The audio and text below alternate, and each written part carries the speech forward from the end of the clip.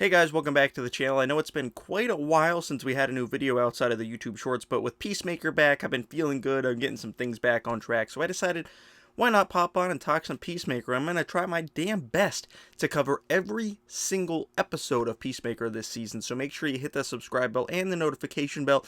Sorry if the lighting's off, the audio's off, anything is off. Like I said, it's been a while. I'm a little rusty. There's some new stuff in my editing software, so I'm going to have to get used to that and just, stay with me, stick along for the ride as we talk about Peacemaker Season 2 / Season 1 of this rebooted show that we have on our hands here. So let's get into it. Peacemaker Season 2 kicks off explaining very quickly how it ties into the new DC universe. They just kind of retconned it a little bit, right? And then previously on, they just this is what happened. This is what happened. Don't worry about what you think happened. This is what happened. And I found it very interesting that, we know Superman hangs out with the Justice Gang, but we've never seen Supergirl with the Justice Gang. So how long have they known each other? Where does that fall in the timeline of events with Superman and all that? I'm curious if we'll ever get an answer to that, but that was cool to see. Just a quick, easy, hey, this is what happened. This is how he ties into this universe. I was totally fine with it, but I could understand if some people are like, hey, wait a second, but I thought it worked. I think John Cena is so damn good in this role, just like he was in the first season. He has humor, he has emotion, and of course, if you've seen the trailer, you'll know he goes into a pocket dimension through his dad's old weaponry closet, and he ends up finding an alternate universe where there is a Peacemaker, a John Cena Peacemaker, and his brother is still alive, and his father is still alive, and there's a difference. They all love each other. They're a very tight-knit family. They're called, the Great Trio, or the Heroic Trio, or something like that, and they're that universe's superheroes, and they live in a big, almost Bruce Wayne-esque type of mansion, and they're all, Robert Patrick's back. You got Roy from The Office playing the brother, and, John Cena shows up and he's and they don't know it's not their John Cena, so it's a very interesting dynamic. They're all telling him I love you, and remember when we did this, remember all these memories that we have, and John Cena's just getting emotional, because he never had these memories with his brother, because he accidentally killed him when they were children, and then of course his father was an abusive, racist, homophobic piece of human garbage that he ended up having to kill as well. So it was a very interesting thing, and I can't wait to see how that plays out down the line. And especially with how the episode ends with the other John Cena finding out about John Cena, and they fight, and our John Cena kills the other Peacemaker. So is he gonna, be conflicted? Maybe I should just go live this guy's life because he's got a family that loves him. Meanwhile, I don't have anyone, and the girl I love treats me like ass. The only real friend I really have is Waller's daughter. So why not go over there? Or is he going to be no, I got to stay here? Or is that universe going to find out he killed their John Cena and they're going to come to our universe and try to square up? I can't wait to see what goes down in there. Harcourt has a good amount of stuff in this episode where she's trying to find a job after Waller's daughter outed them in the last season, and she just can't find a job. She just can't do it. No one wants to hire her anymore because Waller, even behind bars, still has the control.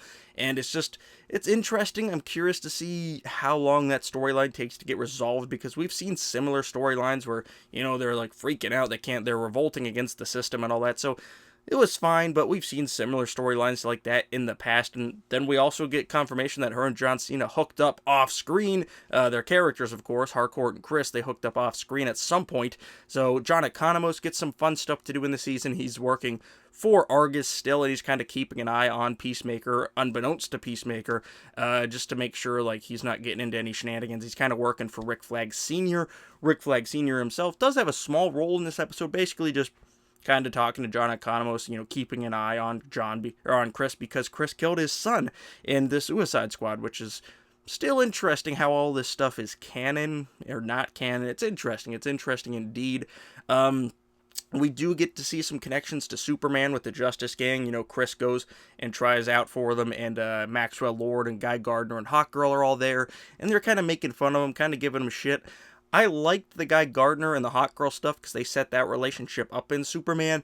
I wasn't a huge fan of Sean Gunn as Maxwell Lord. We only got him for 3 minutes, but he was being funny, kind of cracking some jokes, and I was don't know if I love the portrayal so far, but I do like Sean Gunn, so I'm willing to give him a chance in an extended, scene or movie or something. Maybe we'll see him again down the line in this season.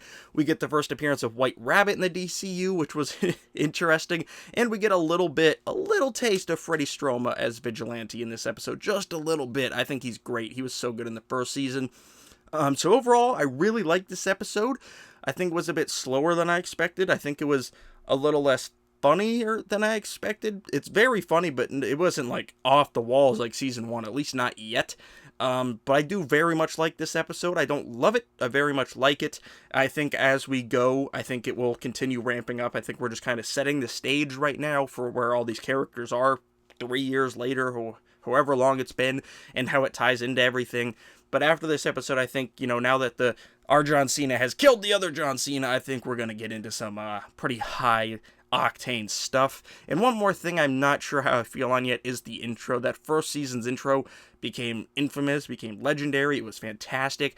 This season's, I think it might take some time to grow on me. I don't really like it that much. Like, they're doing some of the same dance moves, and then some of it kind of feels a little lazy. Like, they're just kind of like hopping around, doing some weird shit.